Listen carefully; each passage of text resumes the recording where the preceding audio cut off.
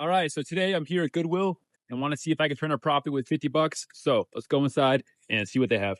Right off the bat, this chair is sweet, but somebody did already buy it. They got a great deal, sold for only 17 bucks. There's not many options today, so I think we're stuck with this bench press. I think we can make it work. It's only $5, so we'll grab this guy and go. Not gonna fit in. All right, you have a great one. Yeah, thank you. Yes, sir. Gonna make a quick trip to Hobby Lobby, and I'm kind of liking just a basic black leather like this right here. So we'll get this home and get right to work. And just one more close up, you get to see how bad the rust is on this. So we have a lot of sanding to do. So just to be safe, got to mask up. Step one is just grab the sander and go. I believe here I'm using a 60 grit. Obviously the lower the grit, the better for this job. And although the surface still looks kind of rough, it is nice and smooth, which is what we want. It'll make the primer and the spray paint bond a lot easier. So now that that is finally all sanded, we're going to grab some rubbing alcohol and wipe down the surface and kind of prep it again before we put that first coat of primer on. Then we're going to grab our can and put on that first coat.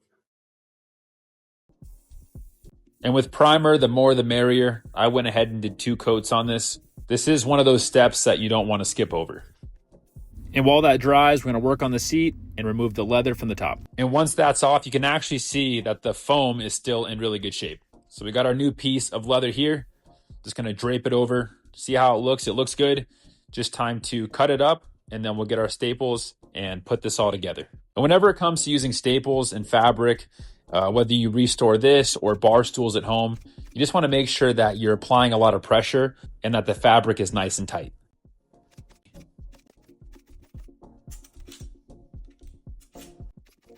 Doesn't matter what the bottom looks like. Once you flip the top over, it looks nice and clean. That's all that matters.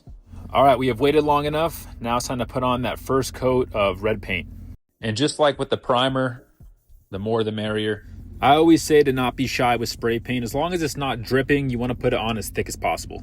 Also, another step here, I want to put some grip tape on the bar handles. In the meantime, the paint is just about dry. Just going to add a protective clear coat.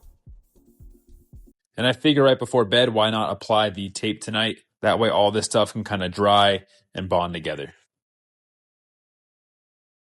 All right, so we let it dry overnight. It looks great so far. Just going to put this all back together now. And that is just about it. Here it was before, just rusted and worn out.